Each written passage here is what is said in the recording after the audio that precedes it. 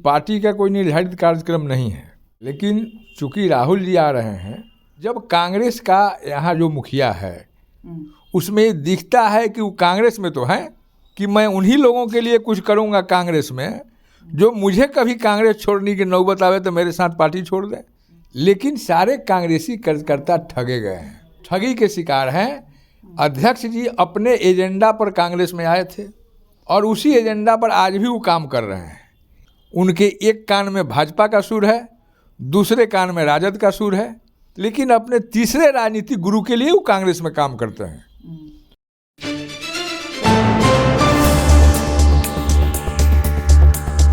राष्ट्रीय सहारा के digital platform पर आपका बहुत बहुत स्वागत है। मैं आपके साथ रोशन कुमार। देखिए, देश के नेता प्रतिपक्ष और कांग्रेस नेता राहुल गांधी जो है कल बिहार आ रहे हैं। हमारे साथ इस विषय पर बात करने के लिए कांग्रेस के वरिष्ठ नेता है कमलदेव शुक्ल जी। डॉक्टर साहब, जिस प्रकार से कल राहुल गांधी का कार्यक्रम में बिहार में पाटलिपुत्र की धरती पे आ रहे हैं, कैसी तैयारी चल रही है पार्टी की तरफ से? देखिए, ये पार्टी का कोई निर्धारित कार्यक्रम नहीं है, लेकिन चूंकि राहुल जी आ रहे हैं और जो सूचना है उसमें यह है कि सदाकत आश्रम भी जाएंगे, तो कांग्रेस अपने स्तर पर भी तैयारी उनके स्वागत के लिए कर रही है। और जब कांग्रेस की स्वागत की बात आप कह रहे हैं, तो कांग्रेसी वर्कर जब सुन लिया है कि राहुल जी को सदाकत आश्रम भी आना है, तो कांग्रेसी वर्कर तो बिन बुलाए भी आएंगे।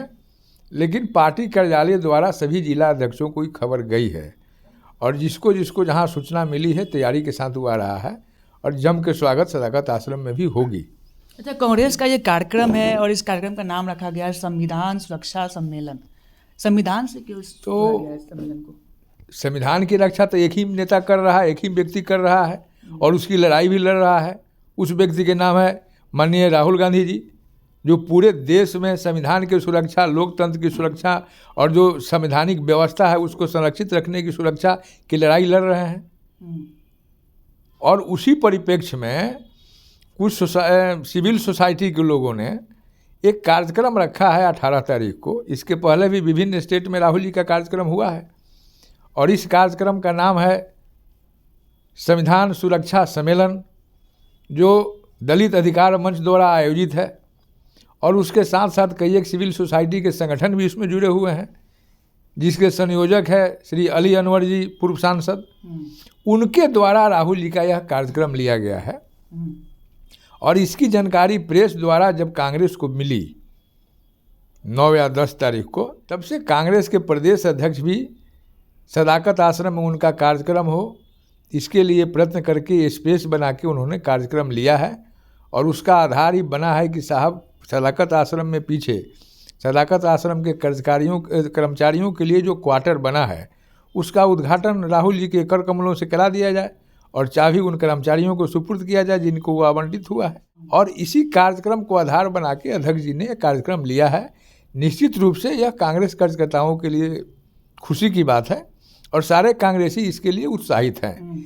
लेकिन कांग्रेसियों को और खासकर बिहार की जनता को उत्साह तब होती ज़्यादा जब कांग्रेस का यहाँ जो मुखिया है वह कांग्रेस का इंडिपेंडेंट कार्यक्रम लेता और कार्यकर्ताओं का सामूहिक सम्मेलन करके राहुल जी को इंडिपेंडेंट रूप से बुलवाता और पूरे दिन का कार्यक्रम रखता, जिसमें 2-3 घंटा राहुल जी का भी कार्यक्रम यहाँ होता और कार्यकर्ताओं के भावनाओं से अवगत होते, तो इससे कांग्रेस को ज़्यादा लाभ मिलता। आप बहुत बड़ी बात बोल रहे हैं, संगठन को 2 भाग करने के सवाल उठा रहे हैं आप।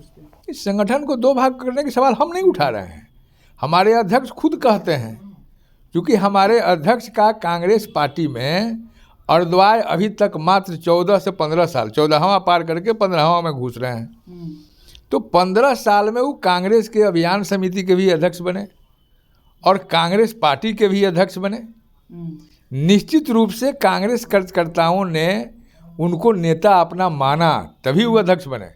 न तो दूसरे दल से आके कांग्रेस पार्टी में इतना मजबूत नेता बनना और स्वीकार्य नेता बनना बिरले होता है। लेकिन सारे कांग्रेसी कार्यकर्ता ठगे गए हैं और वो ठगी के शिकार हैं। अध्यक्ष जी अपने एजेंडा पर कांग्रेस में आए थे और उसी एजेंडा पर आज भी वो काम कर रहे हैं। यह कार्यक्रम लिया था सिविल सोसाइटी के लोगों ने, दलित अधिकार मंच ने।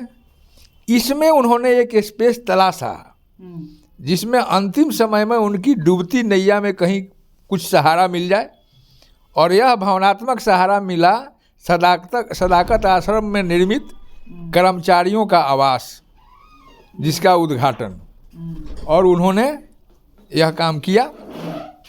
लेकिन इसके बावजूद भी राहुल जी कांग्रेस कार्यालय में आ रहे हैं, यह कांग्रेसियों के लिए सही बात है, उसके लिए खुशी की बात है। लेकिन अगर वास्तव में अध्यक्ष जी चाहते हैं कि राहुल जी के नेतृत्व का लाभ प्रदेश में कांग्रेस को मिले, तो इसके लिए पहले अपने मन में वो कांग्रेस को लावें और ईमानदार हों कांग्रेस के प्रति। अभी तक उनकी जो भी गतिविधि दिखती है उसमें दिखता है कि वो कांग्रेस में तो हैं, लेकिन अपने तीसरे राजनीतिक गुरु के लिए वो कांग्रेस में काम करते हैं। उनके एक कान में भाजपा का सुर है, दूसरे कान में राजद का सुर है, और उसी सुर में सुर मिलाने वाले लोगों को अपने वो साथ रखते हैं। तीसरा कंडीशन उनका वह है कि मैं उन्हीं लोगों के लिए कुछ करूंगा कांग्रेस में जो मुझे कभी कांग्रेस छोड़ने की नौबत आवे तो मेरे साथ पार्टी छोड़ दें। तो शायद कांग्रेस डीएनए वाला जो कांग्रेसी है वह कभी उनके इन शर्तों को नहीं मानेगा, और इसीलिए कांग्रेस आज बिहार में दुर्गति की स्थिति में है। कांग्रेस के नेताओं ने गठबंधन का उपयोग कांग्रेस को मजबूत करने के लिए नहीं किया, इसमें कहीं कोई दुमत नहीं है। अगर ईमानदारी पूर्वक गठबंधन का उपयोग वो लोग कांग्रेस को मजबूत करने के लिए किया होता तो आज बिहार में नीतीश विकल्प नहीं होते, कांग्रेस विकल्प होती। और अध्यक्ष जी अगर यह सोच के ही कार्यक्रम लिए हैं कि उनकी नैया पार हो जाएगी तो होना नहीं है, क्योंकि उनके सारे गतिविधियों का और पार्टी के अहित में किए गए कार्यों की जानकारी आला कमान को है, और यही कारण है कि अभी तक वो प्रस्ताव देने के बाद भी उनका प्रदेश स्तर का जो कमेटी बनने वाली थी वो नहीं बनी।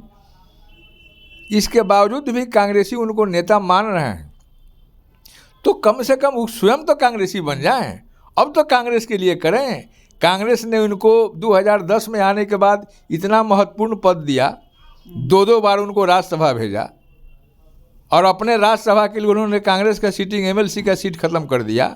इसके बाद आला कमान को झूठ बोलते हैं, आला कमान को झूठी खबर देते हैं, झूठी फिगर देते हैं, और उसका लाभ कमाना वो चाहते हैं। अब मैनेजमेंट गुरु तो हैं ही। लेकिन आपके विरोध का एनडीए को फ़ायदा मिल जाएगा, क्योंकि एनडीए कहता आ रहा है कि जिस दिन कल 18 तारीख को राहुल गांधी का कार्यक्रम है और राजद का भी कार्यक्रम है, महागठबंधन में एकता नहीं है। आरजेडी जो है अपना ताकत दिखाने के लिए, कांग्रेस को ताकत दिखाने के लिए अपना सम्मेलन कर रहा है, और आप अंदर की बात बता रहे हैं कि कांग्रेस में एकजुटता नहीं है, अध्यक्ष जी का कार्यक्रम है। अध्यक्ष जी का कार्यक्रम मैंने नहीं कहा, मैंने कहा कि अलियर वन का कार्यक्रम है, और उसमें राहुल जी ने उदारता दिखाते हुए कांग्रेस अध्यक्ष के अनुरोध पर कांग्रेस कार्यालय में भी आने की अनुमति संभवतः दिया है। एथेंटिक कोई सूचना नहीं है। आश्रम से जो हम लोगों को भी मैसेज आया है उसमें यही है कि राहुल जी 1 बजे सदाकत आश्रम आएंगे, और आपने कहा कि आरजेडी का कार्यक्रम है। हर दल स्वतंत्र है। एनडीए बोल रहा है, एनडीए को तो बोलना काम है। बिहार में 2005 से भाजपा और एनडीए की सरकार है, लेकिन क्या भाजपा के लोग लालू फैमिली से बाहर जाके अपने राजनीतिक केंद्र बिंदु बना पाए क्या? अगर उनका राजनीतिक वजूद है और वो काम किए हैं वास्तव में बिहार के लिए, तो उनका राजनीति उनके कार्यों पर क्यों नहीं घूमती है? क्यों घूम फिर के लालू फैमिली पर ही आ जाते हैं? आज भी अखबार का कटिंग उठा के आप देखिए या टीवी बाइट देखिए, कोई दिन नहीं है जिस दिन भाजपा के बड़े से बड़े नेता लालू फैमिली के इर्द गिर्द स्टेटमेंट नहीं दिए हो। इसका मतलब कि उनके राजनीति का आधार 2005 में भी जंगल राज था, लालू परिवार का विरोध था, और आज लगभग 19 साल बीतने के बाद भी उनके राजनीति का आधार और माने मजबूती और लाठी केवल लालू फैमिली का विरोध है और जंगल राज है। ये भी तो हो सकता है कि उनका ये भी कहना है कि वो सबसे बड़ी पार्टी आरजेडी को मान रहे हैं, कांग्रेस को नहीं मान रहे हैं। इसको तो अभी भी कहेंगे कि दोनों का मिली भगत है, क्योंकि ये दोनों मिलके कांग्रेस को समानांतर फाइट में आने देना नहीं चाहता है। केजरीवाल जी क्या कर रहे हैं दिल्ली में?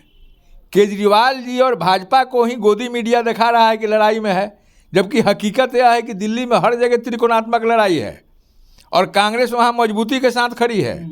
और वहाँ की पब्लिक शीला दीक्षित जी के माने कार्यक्रमों का और उनके काल में, उनके शासन काल में जो कार्यक्रम हुआ है उसको प्रशंसा बार बार कर रहा है, लेकिन आपका प्रशंसा नहीं कर रहा है काम का। और जहाँ तक कांग्रेस को मजबूती के साथ लड़ने की बात है, दिल्ली प्रदेश कांग्रेस कमेटी के लोग लड़ रहे हैं और राहुल जी उनके साथ हैं। और राहुल जी ने जो 3 दिन से जो वहाँ मुहिम चलाया है उसकी सब जगह प्रशंसा हो रही है। और राहुल जी हर प्रदेश में यही चाहते हैं, लेकिन हमारे प्रदेश के कांग्रेस के नेता संघर्ष करना नहीं चाहते हैं।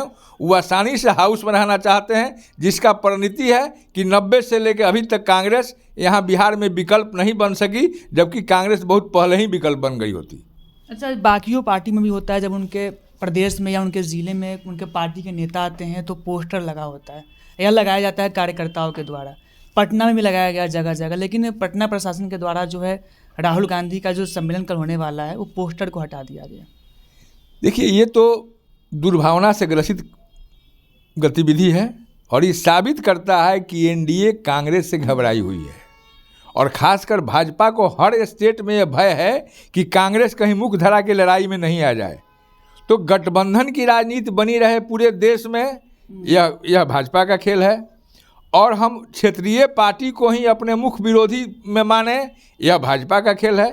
ताकि मीडिया में, और गोदी मीडिया तो यही काम करती है कि कांग्रेस अगर लड़ाई में है भी तो उसको मुख्यधारा में लाने देना नहीं चाहती है। और यही सब स्टेट में हो रहा है, और दिल्ली में भी चुनाव में यही खेल दिखाने का काम गोदी मीडिया कर रहा है। लेकिन हकीकत है कि दिल्ली में सब जगह त्रिकोणात्मक लड़ाई है और कांग्रेस वहाँ बेहतर करेगी, हो सकता है कि सरकार भी बनावे।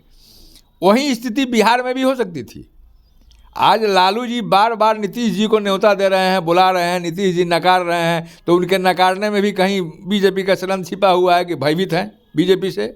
और लालू जी भी बराबर ही बेचैन हैं। अगर इतनी बेचैनी उनको है कि साहब महागठबंधन की सरकार बने और उनका बेटा मुख्यमंत्री बन जाए, तो कांग्रेस के प्रति ईमानदार तो पहले हो जाए।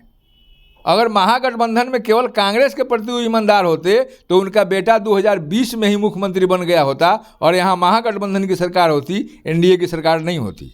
आज के डेट में भी अगर रियली लालू जी चाहते हैं कि महागठबंधन की सरकार बने और उनका बेटा मुख्यमंत्री बने, तो कांग्रेस के प्रति ईमानदार हो जाए। और 70 सीट ही अगर 2020 में कांग्रेस लड़ी थी तो 70 ही कांग्रेस के अनुकूल सीट को दे दे तो ऐसी महागठबंधन की सरकार बन जाएगी और तेजस्वी मुख्यमंत्री बन जाएंगे। अगर यह नहीं करेंगे, जैसे 90 से कांग्रेस को कमजोर करने का षड्यंत्र करते आ रहे हैं, अगर यही आज भी करेंगे तो कभी भी तेजस्वी मुख्यमंत्री नहीं बने। कांग्रेस और महागठबंधन को लेकर जिस प्रकार से सत्तारूढ़ दल हो या फिर एनडीए की ओर से लगातार बयानबाजी का दौर शुरू है, इसको लेकर इन्होंने बड़ा सवाल किया है कि अगर तेजस्वी यादव और आरजेडी जो है कांग्रेस का साथ देती तो शायद 2020 में जो है तेजस्वी यादव बिहार के मुख्यमंत्री बन गए होते। साथ ही साथ जिस प्रकार से कल पटना राहुल गांधी का आगमन है, इसको लेकर भी इन्होंने साफ तौर पर कह दिया कि कांग्रेस के कार्यकर्ताओं का और कांग्रेस संगठन का इससे क्या फ़ायदा है, इस पर भी ध्यान देनी चाहिए। मैं इसमें इतना ही। रोशन कुमार, राष्ट्रीय सागर, पटना।